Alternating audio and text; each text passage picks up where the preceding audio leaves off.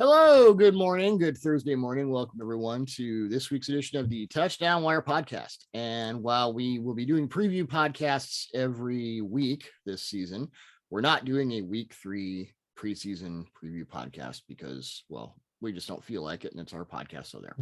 Did the people want preview podcasts when starters aren't going to be playing? No, probably not. Probably not. So this week, since Mark Schofield, our 5-tool guy, is a quarterback guy, and Doug Farrar, editor of Touchdown Wire, the 1-tool guy. Oh, come on, Doug. 5-tool guy too. Master of none. We're going to talk about quarterbacks. We're going to start by talking about rookie quarterbacks, the 5 first-round picks and where they are.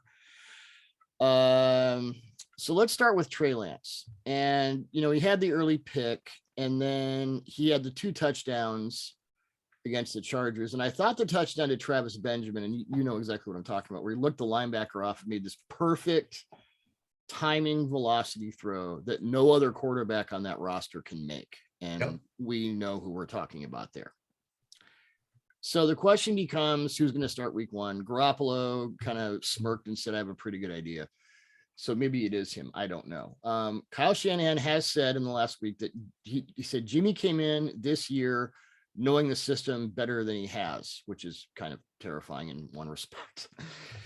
And you wonder with Shanahan, is he one of those guys?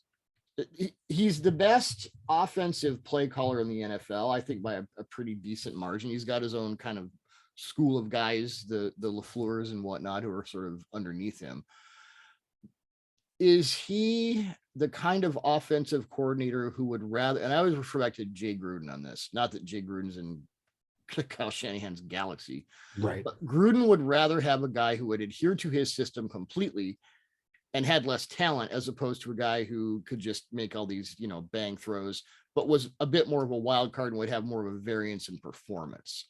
Now he turned Matt Ryan into an MVP, and Matt Ryan, obviously high upscale, quarterback. We'll be, let's just say we'll be talking more about Matt Ryan next week, and leave it at that, which in a very good way. I just wanted your thoughts on that, because I don't know if Kyle Shanahan is that kind of coach. I mean, they traded a king's ransom to get Trey Lance. They knew exactly what Trey Lance was. They knew about the schematic similarities from North Dakota State to San Francisco. But do you think Kyle wants less of an edge in his system, and he will sacrifice talent for that?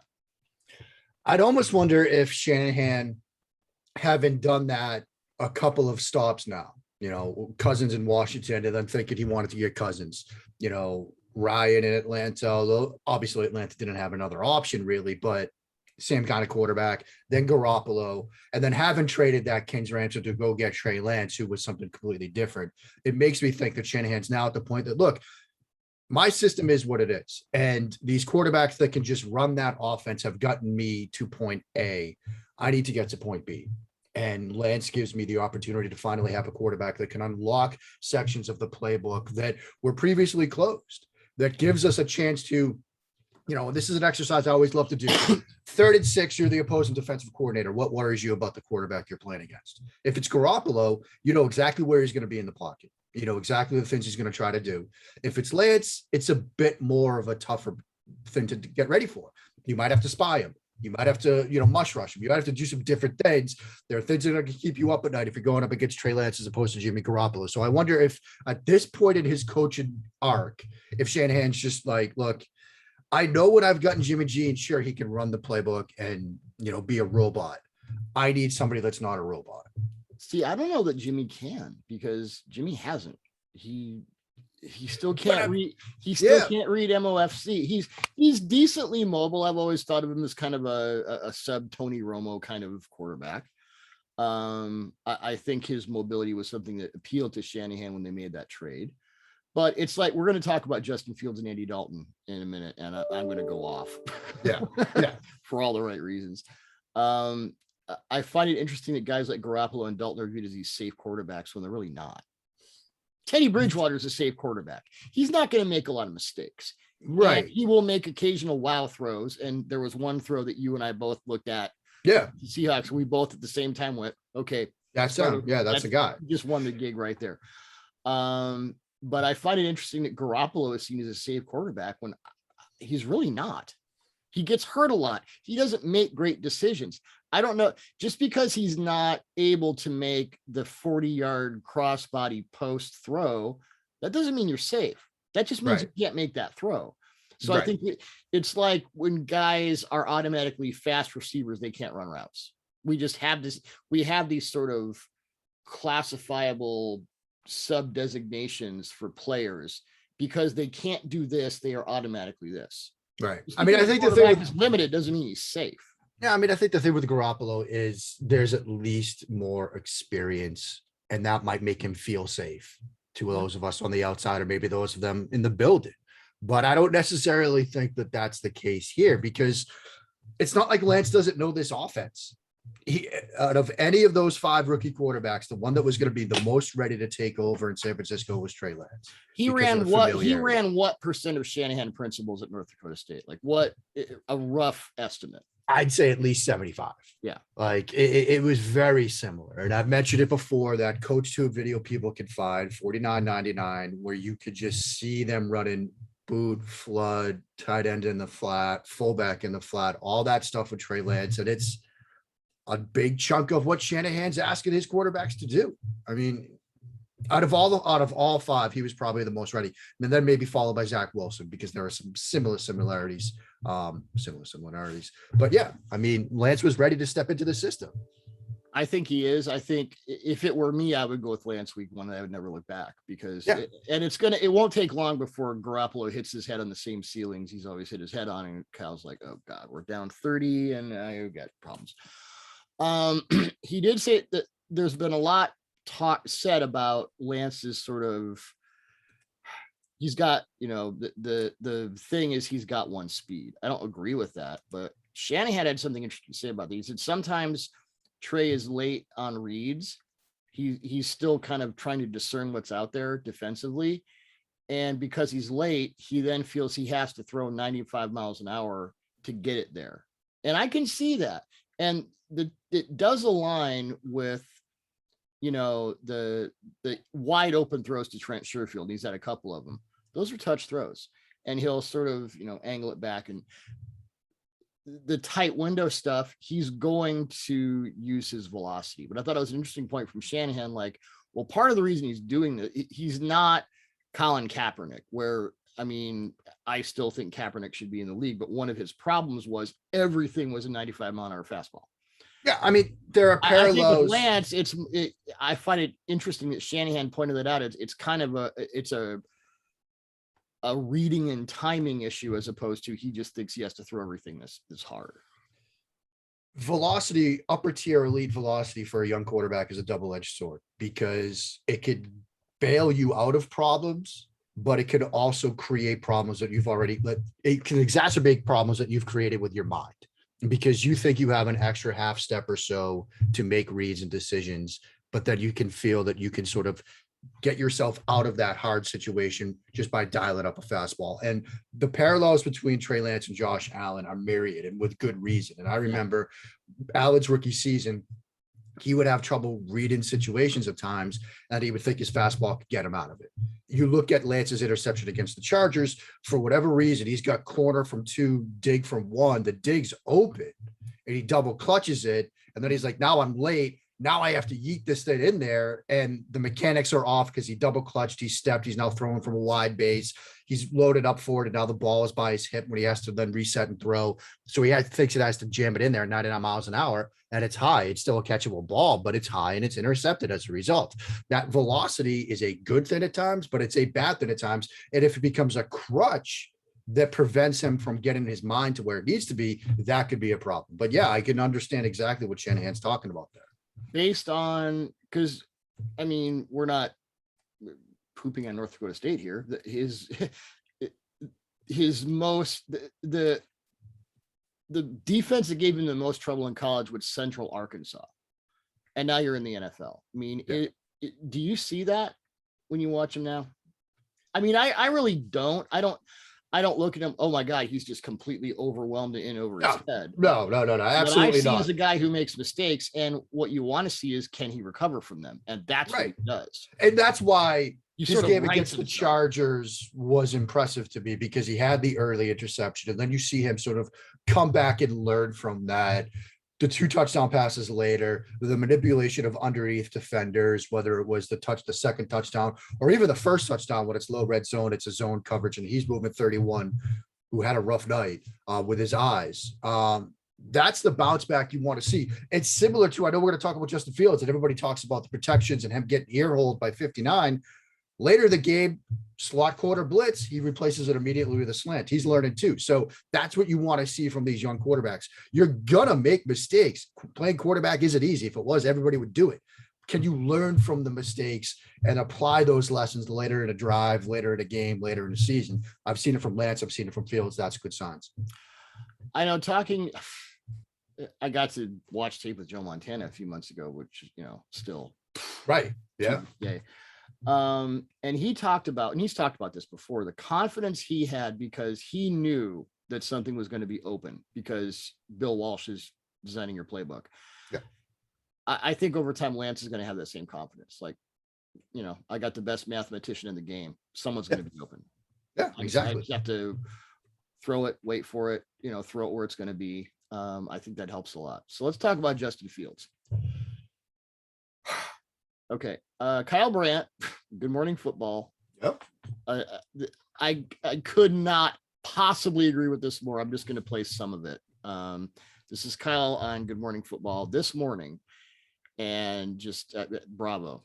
I'd like to see a handoff to David Montgomery, and then on the next play, I'd like to see play action and a throw to Allen Robinson. I'd like a fade down the left sideline. I'd like to do it behind Cody Whitehair and James Daniels, their starting guards, but I'm not going to see it because Justin Fields is not allowed to play with the Bears starters, hasn't been. Tell me what's wrong with this picture. Trevor Lawrence, first team offense. Justin Fields, no first team offense whatsoever. Zack Wilson, first team offense. Mac Jones, first team offense. Trey Lance, first team offense. Justin Fields, not allowed. No snaps, no time out there with the first teamers. He's throwing to guys who are going to be real estate agents this fall. And why? Why? Because he's behind Brett Favre or Alex Smith or even Jimmy Garoppolo? No, he's not allowed to play with the first team because heaven forbid anyone rock the boat that's captained by Andy Dalton. Yeah. That's how I'm going to mention Andy Dalton. I'm going to say his name from now on. I think Fields' performance, it's an important thing that Kyle said. His performance has to be seen in that context, that he is the only one of these first rounders who is not allowed. Think about that. Not allowed to play with the first teamers. I mean, it's mind boggling. And here's the other thing. As I said on Twitter, I can't wait to see what Brian Daboll does with Fields. Yeah, exactly. Even if you were going into this season with Andy Dalton as your week 1 starter, which is a separate discussion, which I think we both, I think that was sewn up no matter what. Yeah. Because Nagy's trying to save his What job. happens if on the first drive of week 1, Andy Dalton tweaks his knee? Then what happens? Justin Fields has to come in, right? Yep. And play with the ones. How prepared is he going to be in that moment if he hasn't had time to get on the same page with Allen Robinson, to sort out protections with Cody Whitehair, to get on the same page? Yeah, just to interrupt, the protections are incredibly important because when you have protections for a quarterback who runs the way Fields does, I mean, Dalton's somewhat mobile. Trubisky is somewhat. You've never had a quarterback like this before. Right. He's Cam Newton. He's Colin Kaepernick. He's that level of mobility. 2 Kaepernick mentions. Good luck in the comments this week. You have never protected. The protections are completely different for quarterbacks like that. Right. So Russell Wilson, right? What's one of the bugaboos in Seattle? God, yeah. Like knowing where Wilson's going to be on a given snap. And so for these guys up front, they have to get familiar with, okay, we're blocking this protection. We got a 4-man slide or a 3-man slide or whatever. We got to know where Fields is going to be in those moments. If he's going to be your backup in week 1, you got to get him ready in case that happens. And your Allen Robinson, your Darnell Mooney, your whoever, you have never done these scramble rules before. Right. How do I break? Right. We were talking to Doug Baldwin about this years ago and the work that he and Russ put in. in Seattle to make sure and align, okay, my guy just broke off. I now run this route. It's so, and Dougie was a master at it. And that's why, because you put in the work. So yeah, Dalton, tweaks his knee or throws 4 picks. I think if Dalton threw 4 picks, it wouldn't matter. They'd keep him in there. Right.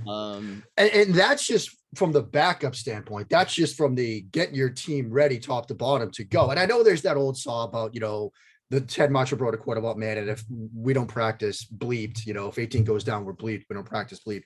I kind of disagree with that. Like, you have to at least get your backup ready, and have some 10 million on familiarity. Dalton. They spent 10 million on Dalton and drafted Fields in the first round to avoid bleeped. Yeah. Bleeped is out the window. Bleeped is not an excuse. Well, now they're setting themselves up for bleeped. Yeah. And I don't understand it at all. And the other thing is this: if you really want to get a fair evaluation of your rookie quarterback, you get him with the ones. Like, how is it a fair evaluation process of Justin Fields to understand where he is and what he needs to develop? If he's throwing to guys that are going to be backups, the guys that are going to be special teamers, and he's throwing against guys that are going to be backups and special teamers, and he's being blocked by guys that are backup and special teamers, I don't understand how that's a fair evaluation process. I don't get it at all. It's one of two things. Either we don't want to get him killed behind this offensive line. Well, then put the frickin' starters in.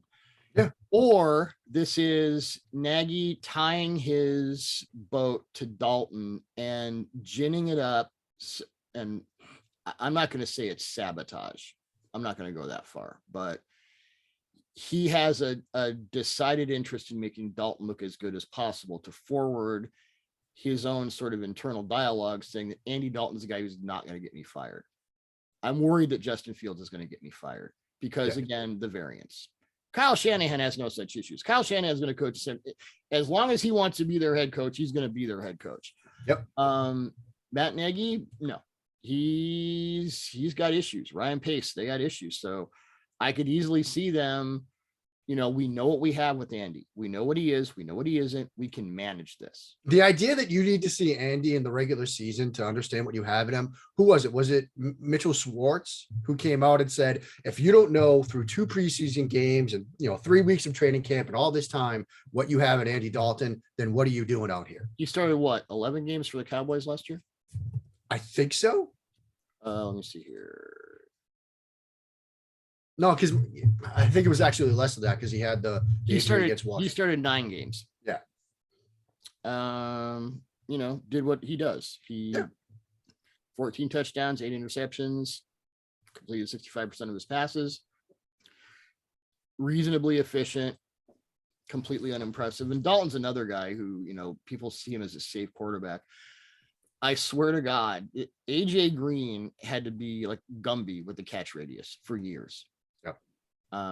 So again, the average quarterback is not who's a safe quarterback. I don't understand what they're doing in Chicago. And when Kyle Brandt brought up the fact that he's not allowed, it's not like we're varying this, we're varying that. He's not allowed to play with the ones. What kind of bullshit is that? It's cutting off your nose to spite your face. Yeah. It's just not smart. And I'm, again, just approaching it from what happens if your starter goes down and he has no time to get on the same page with the receivers. Like, look at Joe Flacco to Devonta Smith, right? Thursday night, they had a slot fade down the right sideline, and they weren't on the same page. You got to prep for that situation because that's what will happen if Dalton goes down and now you've got Justin Fields trying to hit Allen Robinson on that route. They're not going to be on the same page. You'll have missed opportunities. It's just, it's mind boggling to me, even just from that standpoint, let alone the fact that Justin Fields, I think, is ready to start. But yeah. Bill Lee, the old Red Sox pitcher, wrote in his autobiography the wrong stuff about Mike Cuellar, the old Orioles pitcher, and said, "You ever tried to hit an empty beer can for distance? That's how Cuellar pitched. That's how Flacco throws now." Yeah, I was actually impressed with Devonta Smith that he was able to not kill his quarterback. Right. So yeah, Fields, it happens in football. It happens. The thing you do because you don't want to get fired is precisely what gets you fired. Exactly. It's like being afraid to be on the field because you don't want to get hurt. Well, what's the first thing that's going to happen? You're going to get hurt. Fulfilling prophecy. Yeah. I this is, I don't think they're going to ruin Fields, but I think it's going to be a problem. Yeah. tell me if you disagree with me. One guy who is on the precipice, I don't want to say he's going to be ruined, but what's happening with Trevor Lawrence in Jacksonville. And I get, yes, it's the preseason. Yes, they're not game planning. They're not situational football. They're not scheming. Well, a lot of teams are. Watch the Dolphins against the Falcons last week. Yeah. And Dean Pease is blitzing from everywhere. And the Dolphins are doing all this eye candy with like 4 guys in motion. Don't tell me that no one's game planning, because especially this season, this preseason, they are. And I have more than a passing history with Brian Schottenheimer's play designs. And when you see the deep, long breaking ISO crossers that really don't help your quarterback, I'm sorry, but that's it. That's what it is. And I was our, illicit all 22 sources. I was watching the overhead of Lawrence on every throw for the last 2 weeks. And I actually did this on my vacation, which, that's how weird I am. When he hits his back foot, there really isn't much open.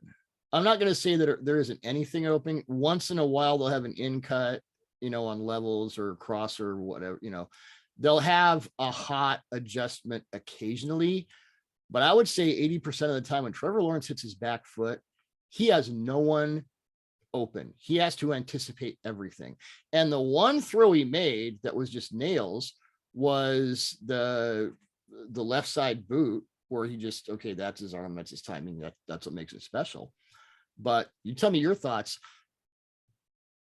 This is like Mike McCarthy with Aaron Rodgers, where you're not only not helping your quarterback, it's like you're and it's not like Brian Schottenheimer saying, how can I screw with Trevor Lawrence's career? But I do think that there is a real lack of understanding of what made Lawrence effective in college. And it's one of those really bad examples where I'm going to just stick this guy, I'm going to Velcro him into my scheme, and I really don't care what he does well. And that never ends. Yeah. I mean, what's concerning, Doug, is that, when I watched Lawrence in college, I felt like he was schematically diverse, generally speaking, but Clemson's offense didn't do a ton to help him. It was a lot of ISO throws. It was a lot of screens and bubbles and things like that. Now they're not doing anything to help him. No. They're not doing anything to help him at all. And I know there's context. Guys were out, starters up front were out and things like that. But if this is what this offense is going to look like when games start for real, there might be a problem. And by the way, I don't want to hear that his offensive line stinks. If his offensive line stinks, it's even more on you as the passing game coordinator to get him easy looks on 3-step and throw. Yeah. Because there's going to be a crap load of 3-step and throw in the offense if you want him to survive. Yeah. I mean, it's the Cincinnati Bengals situation from last year. They couldn't protect Burrow, so everything was empty. Very much so. 3-step, 1-step, get it out, 1 skip, whatever. With Lawrence, like it's part of what seems to be a growing problem in Jacksonville. And we all woke up on Thursday morning to stories about how players are now unhappy. Prisco talking about, people are unhappy with Urban Meyer. This seems to be a situation that is turning bad fast. Yeah, Pete's super connected in Jacksonville. He used to be a guy there. So when he talks Jacksonville, when Pete does it, I go, ooh, okay. And the strength coach thing and it's I don't know. That's an ugly situation. Let's get a little more positive. Zack Wilson, who, by the way, I thought would be the best fit in Kyle Shanahan's offense. Well, guess what? He's in Kyle Shanahan's offense. Yeah. Michael LaFleur's running it. My notes: decisive, showing movement skills in the pocket, which we knew he had at BYU. Confident. LaFleur is making it easy for him. That's not a sin, folks. You can be an offensive coordinator, make it easy for your quarterback. It's okay. It really is. You can actually play to his strengths. Helps you have a receiver in Corey Davis who can shake and bake. Did you see that movie put on Eric Stokes? On the corner post? Holy crap. Yeah. And Stokes is a rookie. He'll learn. He's a good player, but good Lord. Yeah. That was just ugly. Things looking pretty good there.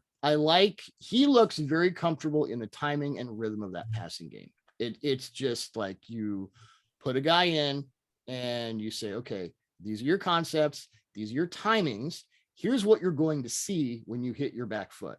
When your back foot hits the ground and you're ready to zing it, here's what you're going to see. This guy's doing this. I think Wilson has the confidence in the open receiver and the favorable concept, and I'm going to run boot a lot. And it'll be interesting in season when we can look at the SIS database. And of course, you now have the SIS database because you're a rock star. What those boot stats are, because I think it was either Goff or Cousins who led the NFL in boot last year. I bet Wilson's going to be top 3. But this is a situation where it's the inverse of Lawrence. It's like we're doing everything possible to forward and NFLize the things that make our quarterback good. We're maximizing his attributes. We're minimizing his liabilities. And Wilson is a guy, he said, I'm going to make mistakes because I'm trying to see what I can do. I'm trying to see how far I can push it. And this week he said, there are no explosive plays without potential mistakes. And I'm thinking, okay, Philosopher King, let's see what you got. It does seem, I like it. Yeah, I do too. And I wasn't as high on Wilson as perhaps consensus, but I look at the scheme fit and you look at the jump he made from, his sophomore to his junior year at BYU. It was influenced a lot by this type of offense. So the scheme fit made a ton of sense, which is why you thought he'd also work in Shanahan's system, which made a ton of sense at the time too. What I love about him is the comfort level you can see, when you can see, like you mentioned, you talked about the back foot, the time to the back foot, and being confident when you hit that back foot of where you need to go with the football and what's open and what isn't and where your eyes should be. The footwork and the eyes connected, To jump back to Lawrence, you talked about the feet and the eyes. Lawrence is doing a lot of, he's hitting his back foot and it's like, oh shit, what now? Yeah. That's on Schottenheimer. That's on Bevel. That's not on Lawrence. Yeah. He can't fabricate open receivers.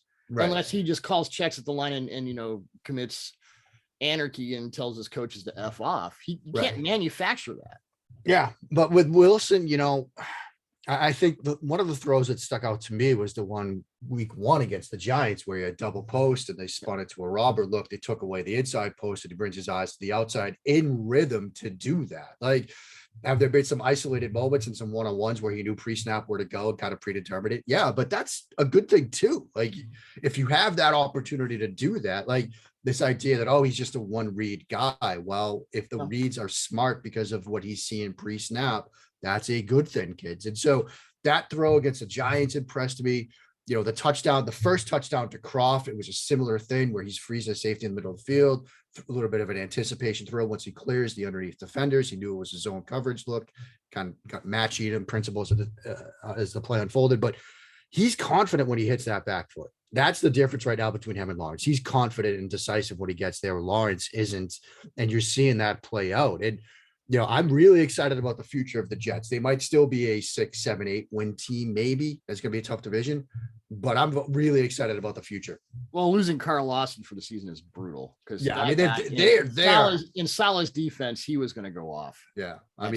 Injuries really sort of hurt them right now, but and the thing about being a one read guy, even you really are never going to know unless a coach or quarterback honestly tells you, yes, this was my first read. And yes, I go on my first read 65% of the time. If you're watching the helmet, that doesn't really always tell you what you need to know. Right. Because newsflash, quarterbacks are trying to fool you with their high eye movement and their head movement. So it's just as likely that you're going to get fooled watching that. Yeah. Thinking he's a one, everyone's saying Justin Fields is a one read guy. Whatever people say, like, he's just a one read. No. Third of all, no. So when I hear one read guy, unless it's from the coach or the quarterback himself, I don't really even know what to do with that.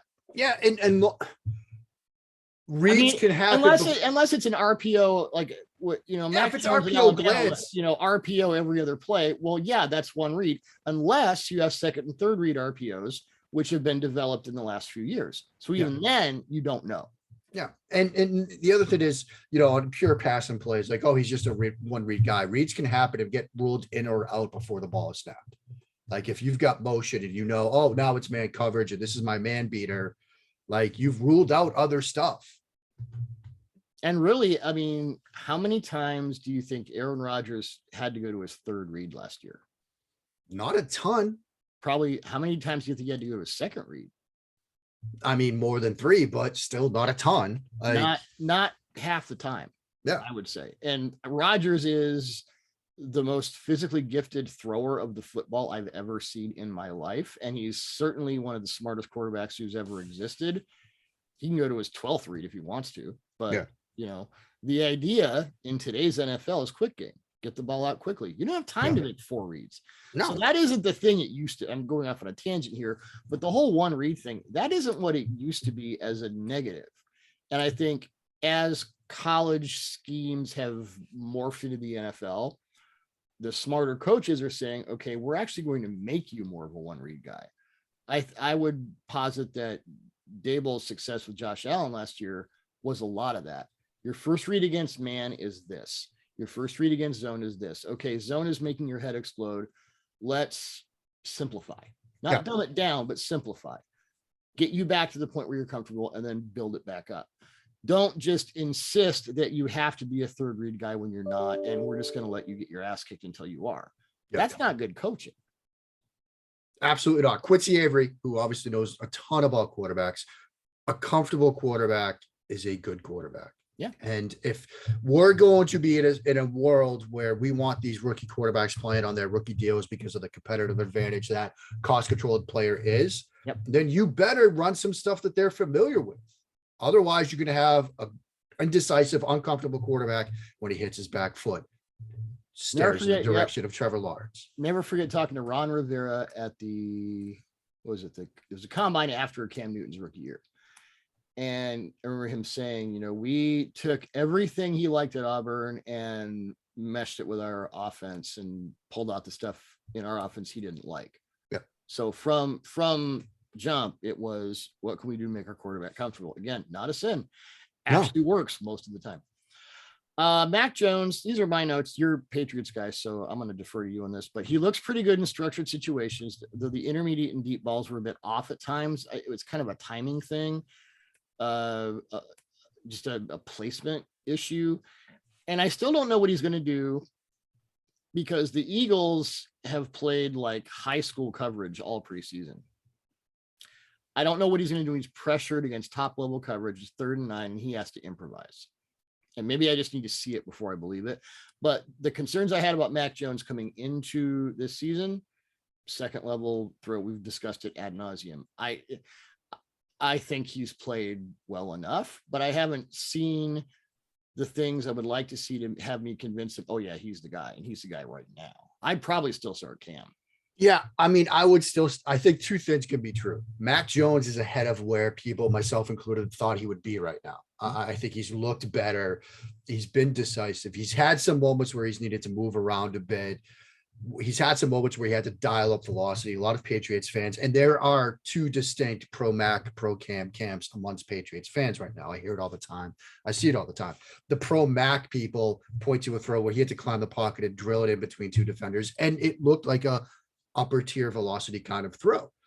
But at the same time, I would still start Cam because Thursday night, and again, the Eagles were playing some backups when they started that game. Cam looked as comfortable and as confident and as fluid in the pocket as he has during his entire time in New England. He was decisive. Quick. I remember quick. I remember after the Hall of Fame game on our pod, when I was talking about Dwayne Haskins, I said everything looked slow. Yeah. Cam looked as quick as I've ever seen him. Exactly. Everything was just bang, bang, bang. No wasted movement, no wasted steps. It was like, I've got this. Yeah. Now I understand. You could almost you can see the understanding on tape. Exactly. And so if you would have asked me like Friday morning, like who's your week 1 starter doing guys, but it's Mac's been great. Like he's looked awesome. And I think New England generally feels better about their quarterback position now than they did, back in May, but it's Cam. The COVID wrinkle and is we've got to talk about, you don't go off to Billy Bob's COVID play. It's a weird situation. Belichick met the media today. He said the statement is what it is. There was no misunderstanding, but there was a misunderstanding. Apparently, I don't understand at all. But he gave Mac an opportunity yesterday, in the first day of joint practices to run with the 1 some more. Apparently, Mac looked great. Oh yeah, My he ripped it timeline up. By all accounts, he just ripped it up. My timeline today is again, Mac looks great. He opened the door, Cam did a little bit. I still think Cam starts week 1, but my mindset now in the Patriots quarterback situation is how long does Cam keep that job? One thing I'd like to see from the Patriots, just to go off on another tangent, with Ramondre Stevenson, who God looks like the second coming of Derrick Henry right now. Can we make that QB run game a little more interesting this year, please? I'm hoping.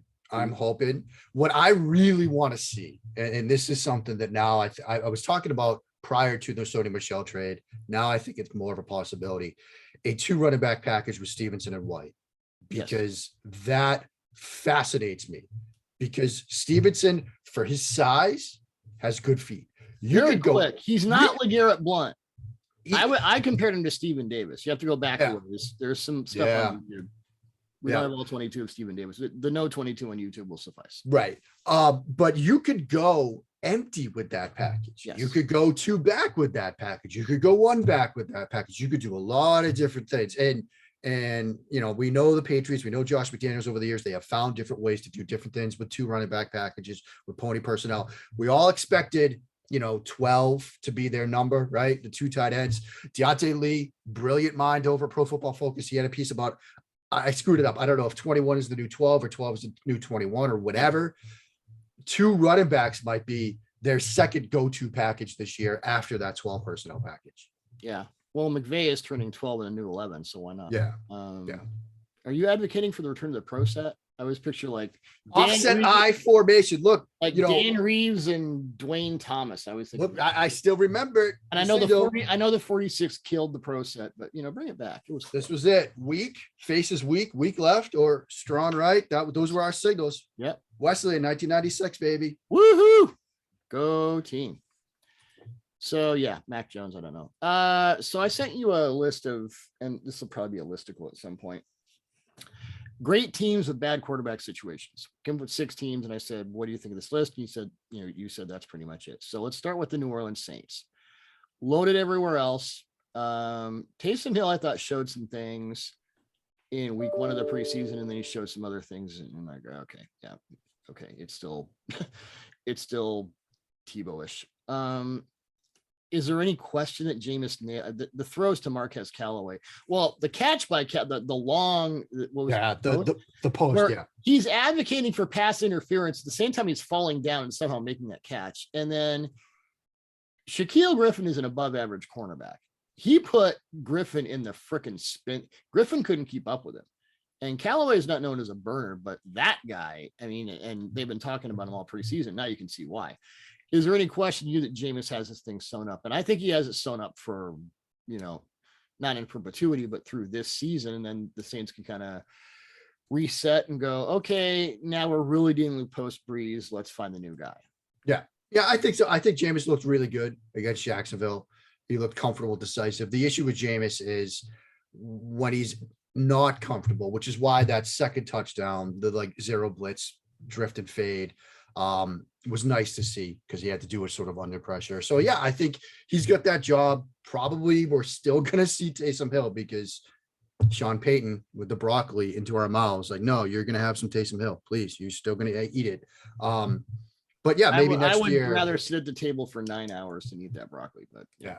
But that is what it is. Next year, maybe they're looking at it and they say, Desmond Ridler, Phil Jakovic, like maybe, they dip into the quarterback market, quarterback draft cycle next cycle. But I think it's Jameis this year and they're going to see how it goes. Or Jameis, because everyone talks about the LASIK, but we have to remember Jameis he's had a year in the Sean Payton quarterback incubation factory. Yeah. And, maybe he is the guy. Maybe it's 30 touchdowns and 15 picks. Yeah. I think some people, I think you talked about it on the timeline. I think Nate Tice talked about it on the timeline. Maybe the idea that Jameis and Bruce Arians were a good fit wasn't quite right, because. Oh, no. It was not. You never give a YOLO guy that much vert. Yeah. Especially a young YOLO guy. You don't give Ryan Fitzpatrick that much vert. You just don't. Yeah. And maybe the fit with Payton is just a better fit for Jameis because you're going to have those shot plays like that post over touchdown to Callaway, but you're also going to have some other stuff that's more schemed open that he could be a comfortable and decisive running rather than, look, I'm just going to make something happen with my arm here. Well, I'll say this, and it a tape piece on Taysom Hill, quarterback, last week. And this is not breaking news. Sean Payton is utterly brilliant at getting people open. Yep. Especially zone busters. He would just come back your ass to death. Here's the curl. Here's the comeback. Here's the option slant. And it's just, wherever getting back to that level of comfort we talked about with Shanahan and Zack Wilson, your guy's going to be open because your route designer is brilliant. Yep. I think Trevor Lawrence would give half of his first year salary for that right now because he doesn't. Oh, absolutely. Which is a considerable number. It is.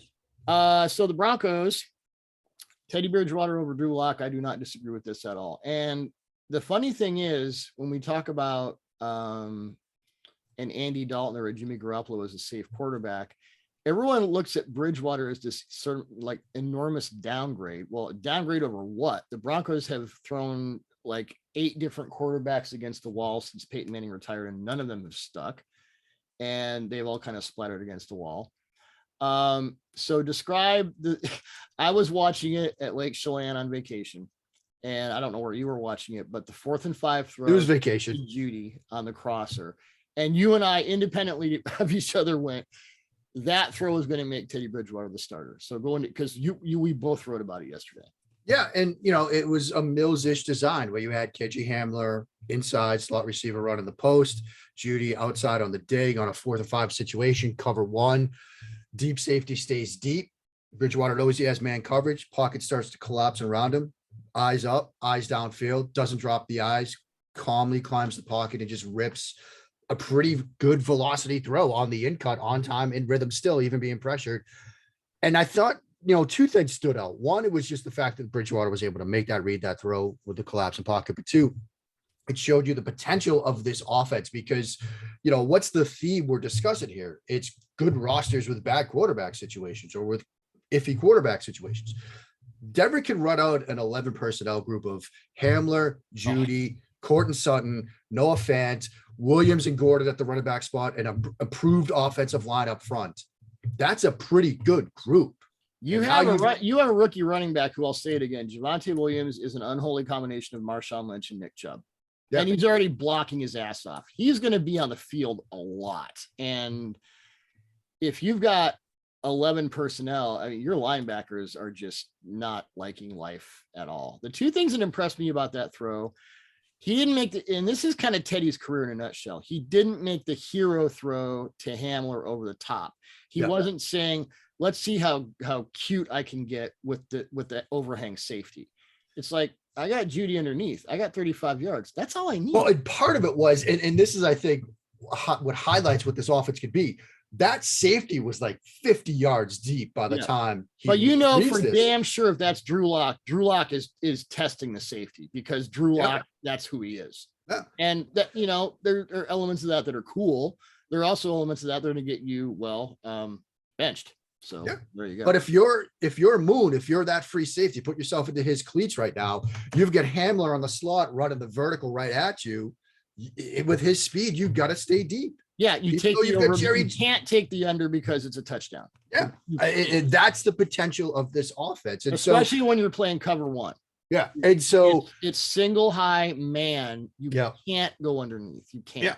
And your only hope is to replace somehow, and you're not going to do it on you're not going to cut call that. You're not going to replace, have the rat replace that's just not going to work. Yeah. And so, that gets the potential of this offense. And also, look, Broncos Twitter has been tearing itself apart the past 24 hours, but people have posted the shot by shot graphs of both quarterbacks, Bridgewater and Locke last year, completion percentage to every area of the field. And for most part, Bridgewater's completion percentage was better even on throws downfield. For all the idea that Bridgewater's just check down Charlie, he'll pick his spots, but he's been effective when he attacks downfield. And in this offense with these weapons, you can check the ball down to Sutton on a crosser or Hamler on a pivot route or Judy on a shallow and probably be pretty successful. I like the touchdown pass to Hamler because Ugo Amadi was blitzing. And I'm sure watching Seahawks tape, Teddy knew that they were not going to replace the blitzing safety.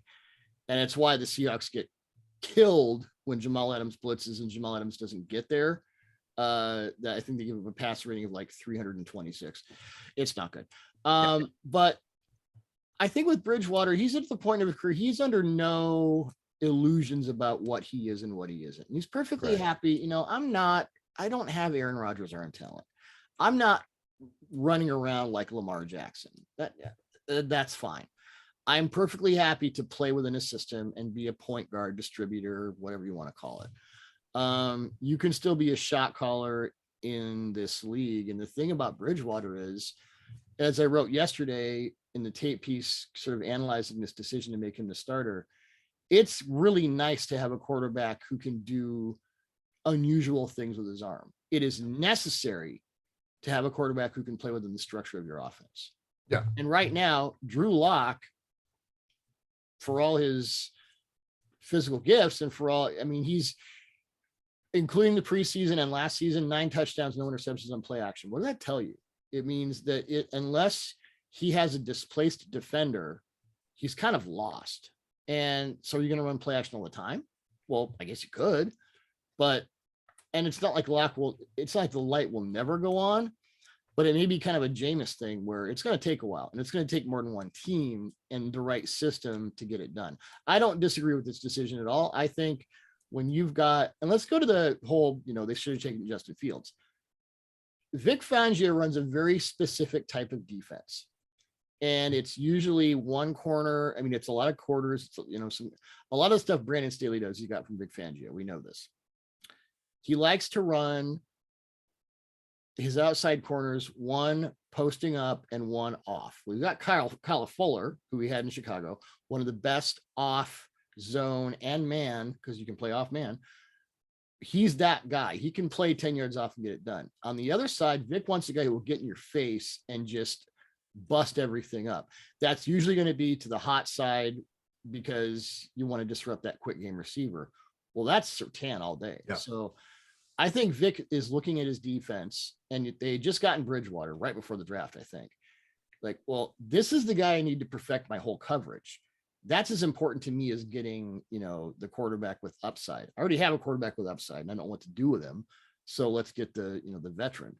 That's not to say that taking Surtain over Fields, maybe down the road, that's a mistake. Maybe Surtain is a defensive player of the year and the Broncos have a top 3 defense, and maybe it's not. But I think there's more nuance to that decision than just, we don't believe in Justin Fields. Yeah. I think it's more, I need this type of cornerback to play the defense I want to play. And I'm Vic Fangio, and that's the way it's going to be. And I don't have a problem with that. Yeah, I think that's well said. I think that's exactly right. Patriots, we've kind of discussed. My notes where I just don't know. I don't know with Mac Jones. I mean, he did some impressive things, but he was incredibly schemed up at Alabama. He's incredibly schemed up in the preseason. I kind of need to see, as I said, 3rd and 9 against a really good man coverage defense. With pressure, you've got a tight window and you're going to have to run. You're going to have to roll. Yeah. Now you're out of the pocket. Well, what do? Can you do that? We'll see. Yeah. Great teams, bad quarterback situations. I'm kind of putting the Steelers in there because I don't know what to make of Ben. I think his deep throw was, I was talking to Neil Coulong, our fearless managing editor, about this yesterday, and Neil's all about the Steelers. And the whole idea that Ben sort of underthrew that ball, and Neil said, well, if you look at the timing of it, he actually took a bit off so that it would be easier to catch. I'm like, okay, I could see that.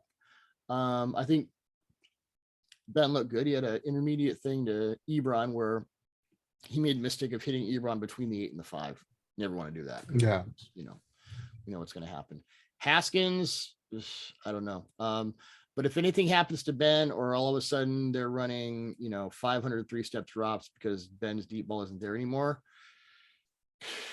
the Steelers have a lot of the other things to make themselves good. But what are your thoughts about that? I mean, I'm flashing back to a conversation we had in the middle of last season. When Is it time to worry about Ben? Is it time to Every worry about single Ben? week. Yes. Yeah. I mean, because they started out great and Ben looked great. And I was doing a lot of stuff on the 3x1 and throwing the ISOs when he read them.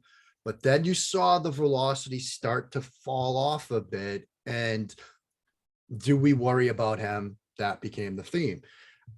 The fact that maybe it's on our radars, maybe, we're overreacted to it, but the fact that deep ball got like broken down from 15 different angles, like the Zapruder film, it almost like it tells us that there's something to worry about, and even if he starts the season great, I'm not going to be convinced until it's like late November at Heinz Field and it's 33 degrees out and he's making throws that he needs to make on time and rhythm with sufficient velocity. When I see that, my fears will subside. But right now, I'm just a little cautious. Yeah. Speaking of velocity, Washington, obviously, Antonio Gibson, he's great. Jarrett Patterson, muscle hamster. Oh my God. Can't hit what you can't see. That was impressive. They've got, talk about interesting running back packages with McKissick and Patterson and Gibson, who was a receiver in college, kind of. My comp for him was take DK Metcalf and put him at running back. With Fitzpatrick, watching that Cincinnati game, like, what's up with his velocity? It was like, I'm not sure. Is he just, throwing underneath? But like with Cam and the comfort and how everything was quick, or, Haskins and how everything was slow, I think Fitzpatrick looked slower and less willing to just, zeke that throw in than I thought he might be. Yeah. I'm not saying it's a precursor to some disaster in season. It's just what I observed. Yeah. I mean, I'm not as worried about Washington in this list as I am some of these other teams. I really like what Washington has done on both sides of the ball. And, this is a team that, yes, it was 7-9, but they won the division a year ago. I love what they've done defensively. They went 7-9 with the worst quarterback situation in the NFL. Yeah. And so now Fitzpatrick, as high variance as he is, and he might give you that 3 interception game, he might give you some 3 touchdown games. It's a situation where I think Washington is going to be the team to beat, I think, in that division. Now, obviously, Dallas Cowboys fans might get upset. I've got some concerns about Dallas. Did they do enough on the defensive side of the ball? Where are we with Dak? I know there's, if it was week 1, he'd be playing, but, I don't know. Philadelphia seems a bit away. The Giants, it all comes down to whether Daniel Jones takes a step forward or not, and I'll reconvince that he will. So I think Washington's still in a decent enough position. They gave Tampa Bay everything they had last year in the playoffs with Taylor Heinicke at quarterback. There you go. Yeah, we'll see. That's just something to kind of put a pin in. Yeah, Dallas, exactly. I think their defense will be about league average. I have a lot of faith in Dan Quinn. I think Parsons is going to be great. I think Jabril Cox, who I loved, I think he's going to end up being good. I think their defense will be better. Is going to be a breakout guy. Diggs is going to be a very good player. He's perfect for what. And we talk 11 personnel packages. Cowboys got a pretty good wide receiver trio, Doug. Pretty good group there. CeeDee Lamb, I think he's kind of the next oh my God guy. Yeah. Like, what? How did you do that? Like Beckham was a few years ago. Exactly. The problem with the Cowboys is the drop off is it's right down the elevator shaft. I think Ben DiNucci just threw another interception. Right. Yikes. Dolphins. Now, week 1 of the preseason, I'm watching Tua and I'm thinking, yeah, okay, he's getting the hang of this. He's making intermediate and deep throws within timing of the down of the play.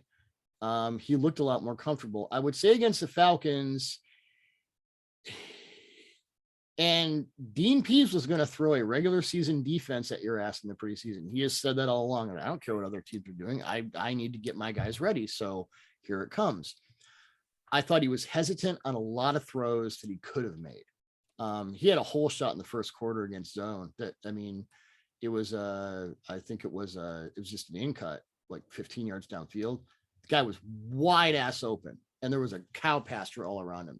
And it was like, the you are here thing in the shopping mall. Your receiver is here, and he didn't make the throw. I think he got sacked on that play. So I'm still seeing some hesitation. I don't have any question about Tua's ability, but that I was a little more concerned about Tua after that game than I was after week 1. I mean, I think that's fair, but I do think that if you look at where Tua even was with some of those up and down moments in week 2, he's well ahead of where he was last year. Yeah. And I think that's the more important thing to look at, because growth and development, not linear for quarterbacks, but the trend line is what you really want to look at. And, I did a video on Tua, we put up on the site. He had that Tampa 2 cover 2 seam bender to just Mike Gesicki that he threw on time, in rhythm, with anticipation. Nate Tice, go subscribe to Nate's Substack, by the way. He mentioned it during the game that, that was a great read. And then Kyle Krabs, who we know and love, Dolphins Wire, Draft Network, he mentioned that, look, this is exactly like a play that he missed last year against Vegas. And I went back and pulled that. And it's the same concept. Mike Gesicki, cover 2, it's wide open, and he doesn't throw it, and he ends up taking a sack. Mm-hmm. And so you look at that throw or that non-throw to this, and it's signed that, okay, there will be ups and downs. There will be moments, like you highlighted so well, that he's got an open shot, he doesn't see it, doesn't throw it for whatever reason. And maybe he's just a naturally hesitant quarterback, and that's maybe who he's going to be. Yeah. But I think overall the trend line is in the right direction. I've gone from like somewhat pessimistic on their quarterback situation to a bit more optimistic. I do like some signs that we've seen from him. Obviously, we just see it on the field in the regular season. Yeah, I agree with the improvement idea. I certainly saw that in week 1. This was a bit of a regression to last year. But if he's doing this against a Dean Pease defense that's throwing a ton of stuff at him, and he's still making some good throws, mixed in with some bad reads, I think that's okay. I think that's a decent trend line. We have to remember that Dean Pease is the guy who had Lamar Jackson's head exploding in that playoff game. Yeah. So, yeah. Not bad if you can do it. Okay, man. That is the podcast for this week. I wanted to get into some quarterback situations because next week, of course, we will be talking about, well, actually there's a bye, so we can maybe get a little more existential. We'll see. Deep philosophical thoughts. Yeah, exactly. Deep thoughts with Mark and Doug.